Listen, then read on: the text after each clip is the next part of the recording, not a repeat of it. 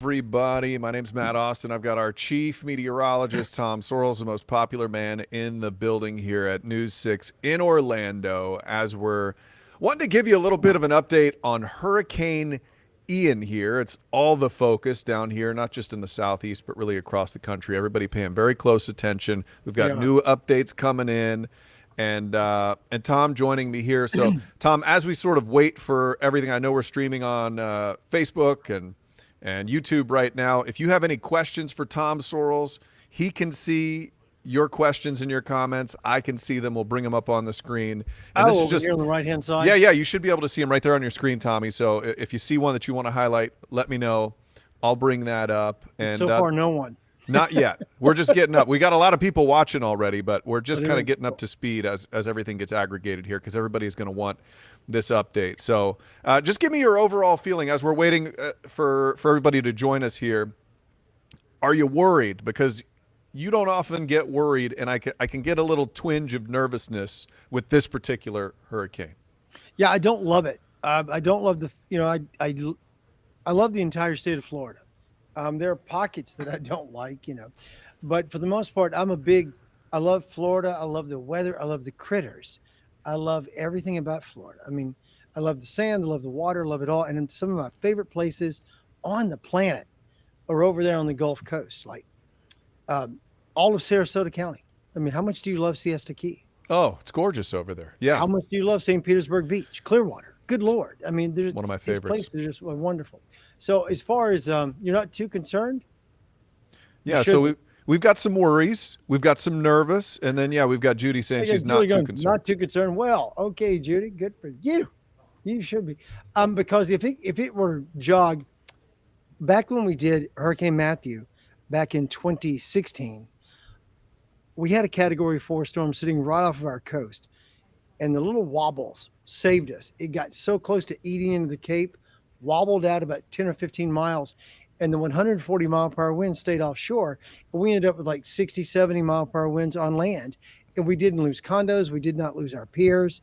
We didn't have the devastation that we feared for so long. As this thing comes up, I'm hopeful that it will stay just offshore long enough that the shear will slow it down and it will diminish from a 4 to a 1, and we'll end up coming out of this okay. But the The- moisture package is going to be made, the water, the flooding, all the storm surge will be created by what is a Category 4 storm. So even when the wind begins to diminish, the push of the water is already on the way. So that scares me for Tampa and Ybor City, Clearwater, and St. Pete. It scares me for them all. yeah, I hate it for them. And in the tag to this, as I wrote the description, I said the track has it becoming a monster. I don't know if that's a technical term. I think a It's not. Category 4 that's considered a monster hurricane, I right, say it Tom? all the time.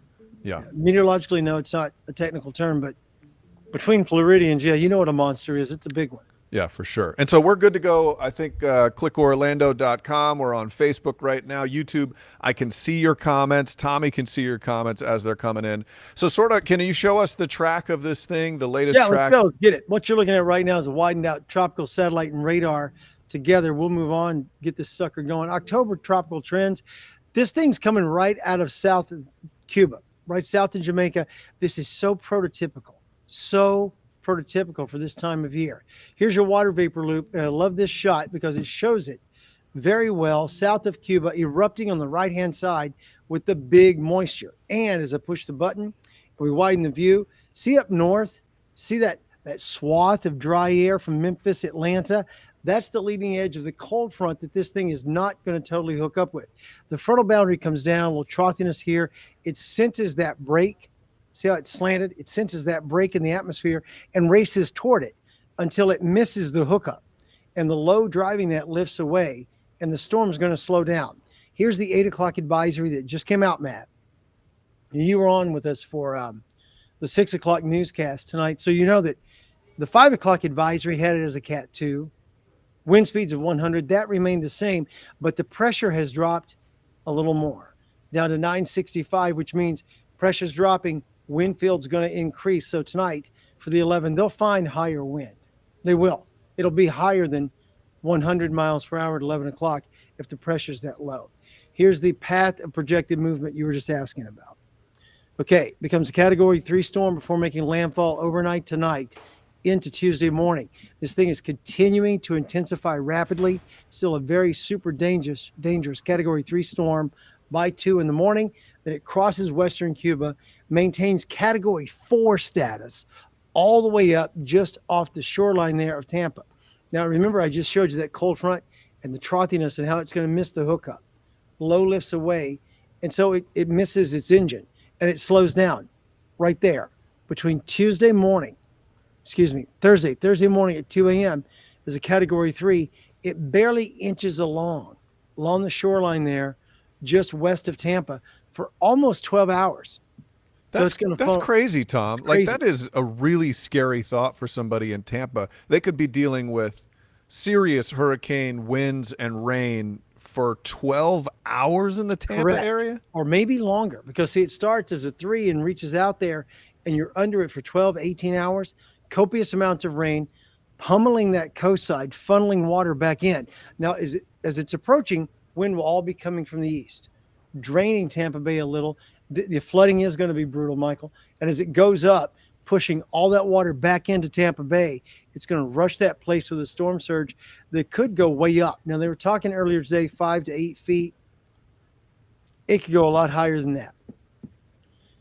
It doesn't totally become, Shelley just said, like Tropical Storm Faye or Francis and Jean, that both became cut-off low hurricanes right on top of Central Florida. They both really became stationary, and they were stationary for 6 and 7, 8, 12 hours. I think this one inches along at maybe 4 to 5 miles per hour as it goes north, and then by Thursday afternoon, it begins to race on up. By Friday, 2 p.m., it's north of us, leaving us north of Marion County, close to Jacksonville. Hey, Tommy, Becky's asking, are the models in agreement with the path yet? Because I know when you show us those spaghetti models, they're Really still okay. Beautiful. Look at that. Pulls it right Splitting. up. So no, they're not in agreement right now. Not in total agreement. See, they are right up until it slows down. Mm-hmm. And as I say all the time, you want to play a sucker's game. Try to figure out where a storm is going when it's stationary. It's a game you can't win. And so what happens is it comes up here. They all have it going stationary. And notice how it kind of wobbles on some. The UK Met still brings it over and shakes it and takes it out to the east. The TV Con brings it right up. And basically I say this all the time, but that's where the National Hurricane Center went all the way up.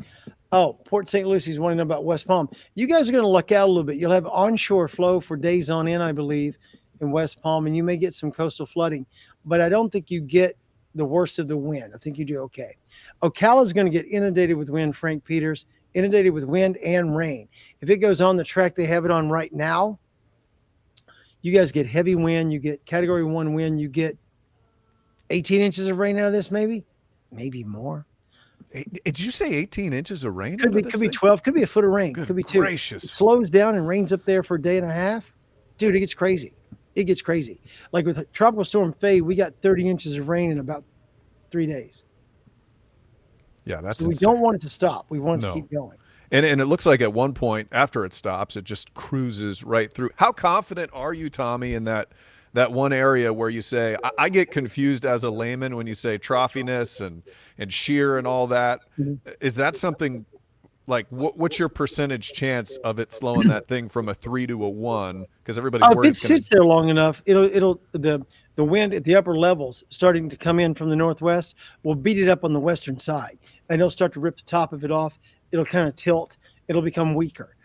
Here's the GFS model in a digital form, so you can see it. That's Friday at 1 p.m. It will finally be lifting out. I can back that up, I think. We can watch it one more time.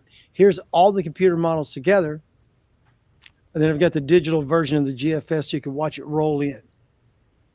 There's Thursday, there's Friday, and Friday it finally goes on through. Okay, that's a good. I like how that one paints. And then goes all the way to Tennessee. Yeah, to be a soaker for the weekend in the Tennessee Valley. Hey, Tom. Oh, sorry. Yeah. I'm sorry. Go ahead. Somebody's asking about the UK model. They say, is that one right off? I know you have a favorite model. They all tell different things. Is there one that you see as more accurate than the other models as people are looking? Yeah, I ride with the ensemble model of the TV Con. I like the Euro and I like the GFS, but the ensemble model the Hurricane Center really uses and follows a lot is that when you look at the models TVCN, We call it the TV con. That's the one that when I brag about it on TV, I'm like, hey, watch this. That's where the track is going to go. And it almost always does. Yeah. Okay, we're going to knock out a few watches and warnings here. If you're listening from Sumter and Lake counties, you guys have the possibility of getting some hurricane force winds, most especially in Sumter County. If this thing were to drill in like it says it's going to just north of Tampa, then you'll be on the right-hand side, the dirty side, the highest wind. And some of those hurricane force winds could get all the way up into Sumter County, maybe into Wildwood, maybe into the villages. Marion County, same thing. The track is going to go just west of Ocala on the current path to projected movement, which puts it right on top of you in Dunnell, and right on top of you in Reddick, too. Orange and Seminole, you get wind gusts up to 74, 75. I would think not sustained, but it's going to be a situation, Matt, where feeder band after feeder band comes through. We get copious amounts of raging rain, maybe a quick tornado warning, and then it moves on. So I think that's what we're dealing with in Orange and Seminole.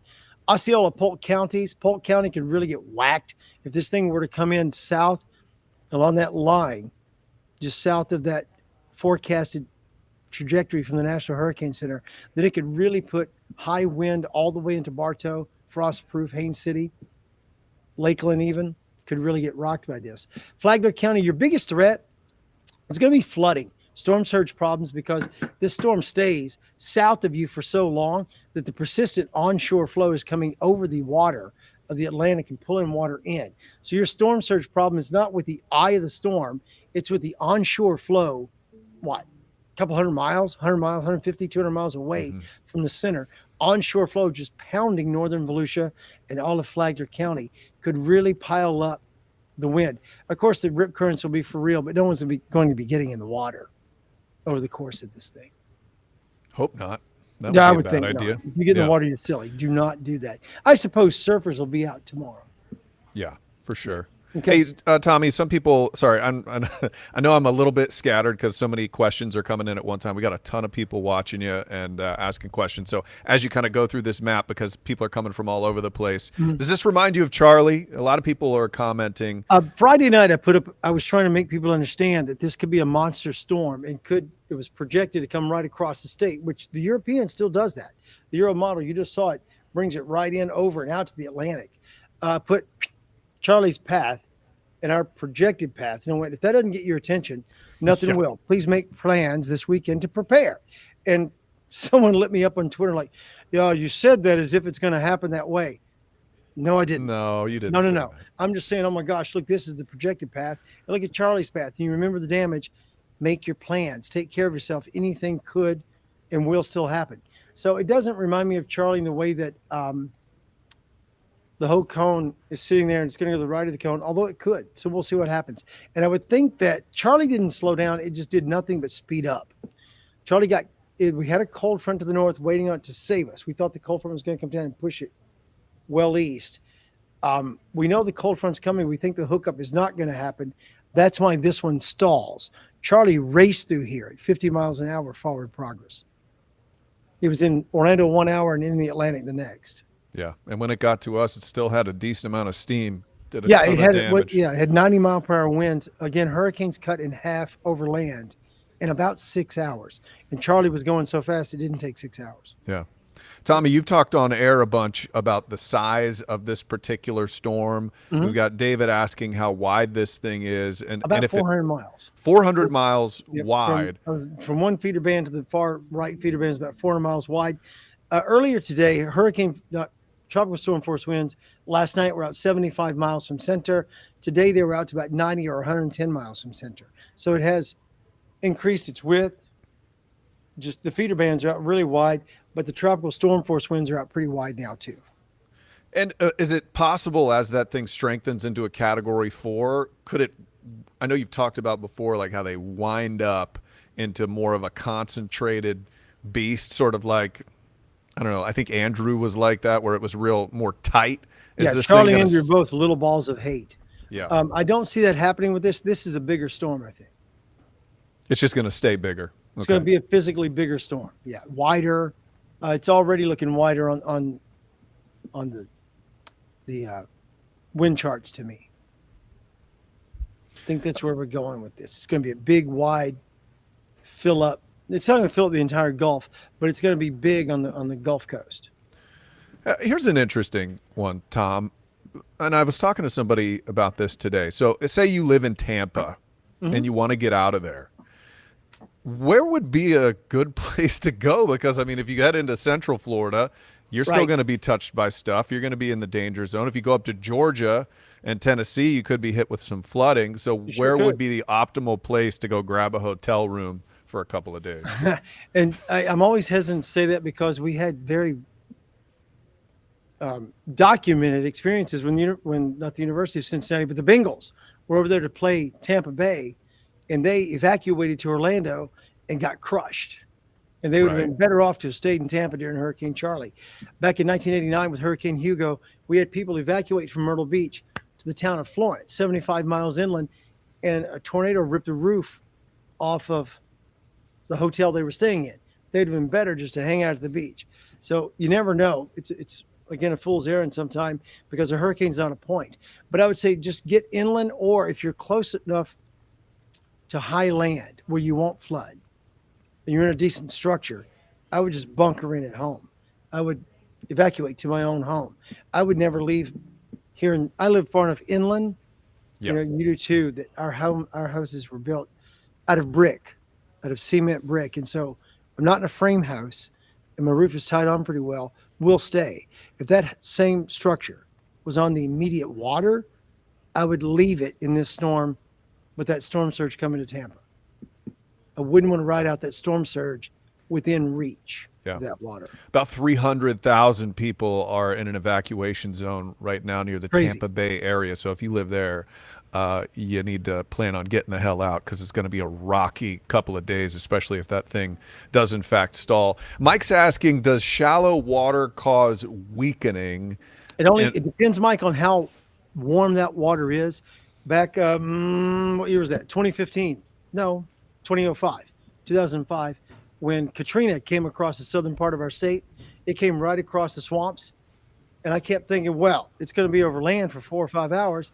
It's barely a hurricane when it came to the bottom part of Florida. Came over, dipped down through the southern part of the state, around into the Gulf, and whacked New Orleans.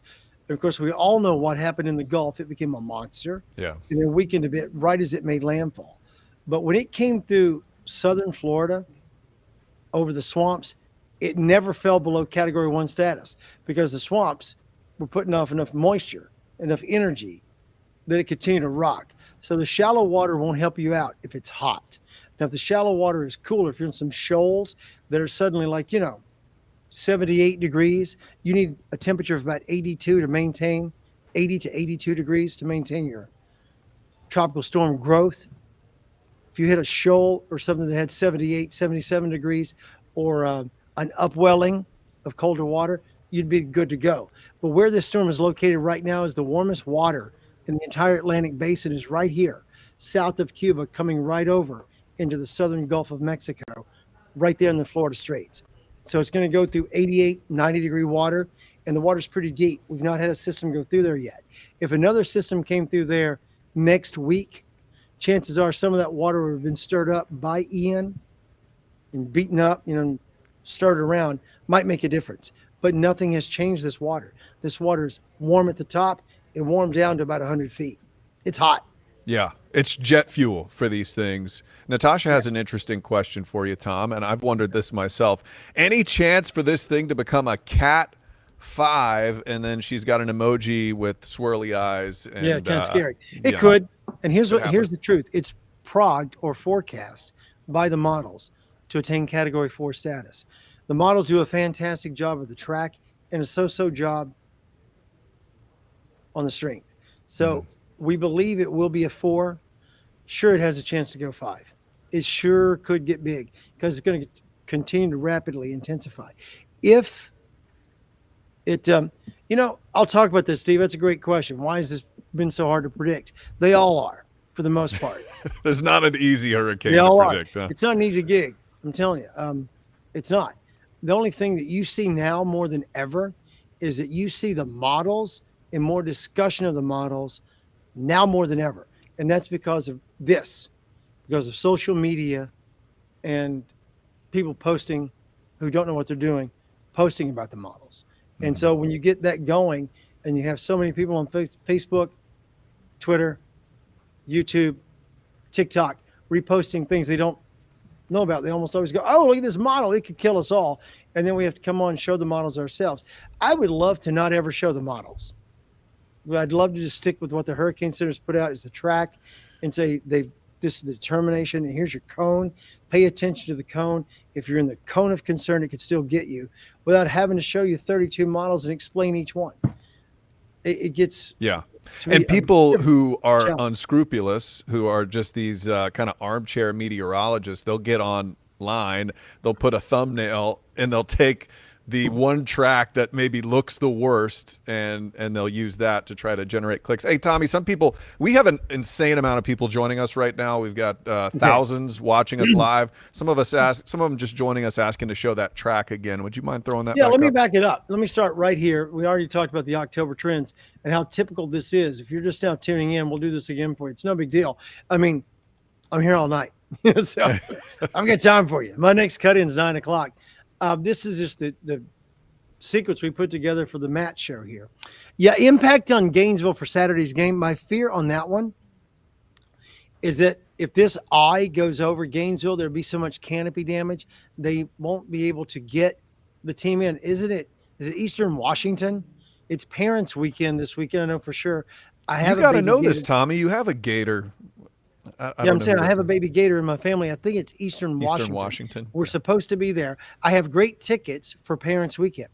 Oh no. Will it go down? I'm not too sure. I may have a refund coming because if there's yes, Eastern Washington, they said. So if there's enough damage, enough canopy damage, enough danger to Eastern Washington, when are they going to fly in? Thursday? Well, that's the day. And then Friday? No, no, no. Especially if everything's so damaged. So the game is at risk. By Saturday, if this all goes farther east, then the game would be able to be played if Eastern Washington can get here. Okay, back to what we're doing. We're going to show that track again for the folks who haven't seen it. I know a lot of folks do not watch. As unsettling as it is, Matt, some folks do not watch TV. What? I know, and they may not have Kidding seen me? the track. They're seeing it for the first time on social media here. All right, here's the 8 o'clock update. Wind speeds are still 100 miles per hour, gusting to 120. Pressure's already dropped to 965 millibars. That tells us a few things. A, it's still dropping. So B, it is still rapidly intensifying. And they just didn't find the wind yet. My guess is they will find higher wind, and it will be a Category 3 at landfall. Here's the track of forecasted movement from the National Hurricane Center as of 5 o'clock. There we go. Category 3 storm making landfall just after 2 a.m. tonight into tomorrow morning. And then by 2 p.m. tomorrow, it's a Cat 4, still in the really warm water there between Western Cuba and the state of Florida. So all of a sudden, this thing is coming up. It's going to be a West Coast Florida kind of event, but there will be impacts on the eastern side of the state because of the flow coming across the state, the feeder bands coming through. So there you go. There's your track. It stalls between Thursday at 2 a.m. and Thursday at 2 p.m. It barely moves maybe, what is that, Matt? 40 miles, 30? Yeah. It's going to be going at about 5 miles per hour, 3 miles per hour maybe. Slow, man. It's a going to bad be almost a situation. cutoff low and then get picked up by the upper air flow and taken away. The chances of it going west are not that good. Not that That's what good. I was hoping. I'm with Sharonda. I was hoping that thing would move west. And a lot of people, we're getting a lot of St. Augustine on the East Coast. Janine is wondering about the East Coast. And you and I were covering one of these things before. I never remember the names like you were. It kind of came up the Gulf, split through the middle, maybe 5-7 years ago, something like that. And then I remember while you were covering it, on the dirty side, which we are on the dirty side of this storm, what Tom calls us, on the right side. That's the part that can sometimes sprout some tornadoes. All the way out on the coast, I think the eye was somewhere around the middle of the state. And then out on the coast, you spotted some tornadoes. So people need to pay attention no matter if they're near the eye or even out by the coast. Right, Tommy? Correct. It's not a point. It's a big, expansive hurricane. And so for that reason, Flagler County now has a storm surge problem going on, because as this storm is sitting down here, down in this section of the country, right down here, where all the wind flow is going to be coming in this way off the East Coast, all of a sudden you're stacking up a bunch of water. So you're going to have a big storm surge coming in off the East Coast away from the eye, not being pushed in by the eye, but being pushed in by the onshore flow wind. Mm-hmm. Can you show how far? I don't have that lined up in the Is that sequence. possible? Okay. I don't have it in this sequence. I wasn't And sure. the He's got, colder way down if there. you've never seen Tom Sorrells' weather center back there, there's about 16 monitors and 12 different computers. All of them are running different programs. But man, we have had we have an absolute ton of people joining us, curious as to how this is looking, because people are nervous, Tom, and you, this is not something to sleep on right now. Absolutely not. And Lisa just asked, will Seminole County be on the bad side of the storm? Yes, we are. Seminole and Orange County are going to be the bad side of the storm. You have a tropical storm watch in effect, a warning in effect, and there's a possibility of heavy rain, high winds. Tropical storm force winds could get into Seminole County. If it goes farther east, they get even higher. While it's stalling offshore, we'll be getting the feeder bands the whole time. Yeah, and that's one thing I think people need to understand too as you're looking at this. So you might see Thursday 2 p.m. it's over Tampa, and so you might think, oh, it'll be nice and clear where I am. The entire central Florida will be covered by this thing, this 400-mile wide hurricane, Tom, at that point. Correct. It's going to be a wide deal, and yes, we'll have tropical storm force winds in Orange County. Someone's asking about Orlando. Yes, Orange County, Orlando will get high wind, copious amounts of rain, and someone asked, is Disney safe? Depends on where you're staying, but all those Disney hotels are built to code, and they are very safe. Might ruin your day. Won't be a fun day if you go on, say, no, you Thursday, won't be out in the park Friday. all day, but if you're staying in one of the resort hotels, you should be good to go. Yeah. Well, Tom, hey, thank you so much for taking the time to answer everybody's questions. Very informative. I've kept you for about a half hour here, and we've got about 2,600 people live watching us. So thank you to everybody tuning in. Everybody stay safe. If you want updates on this stuff, we're going to be back on in these same areas of YouTube, Facebook, clickorlando.com. All of that when we come back. What's the next step? We're going to come back and do this at 10:30, Tommy. You and I will be on at 10:30. I've got cut-ins on air, just real quick one updates at 9 and 10, and then you and I will talk at 10:30. Yeah, we'll do it. So thank you all. We'll see you back then, and we'll maybe have some more information for you as that update rolls in while Tommy's working back there. What I'll have the wind field lined up over there is what I'll have. Okay. And somebody's going to ask you for something you might not have at that point. All right. Into that sequence as You're the best, Tommy. Thank you all for watching. We'll see you in just a couple hours. All right.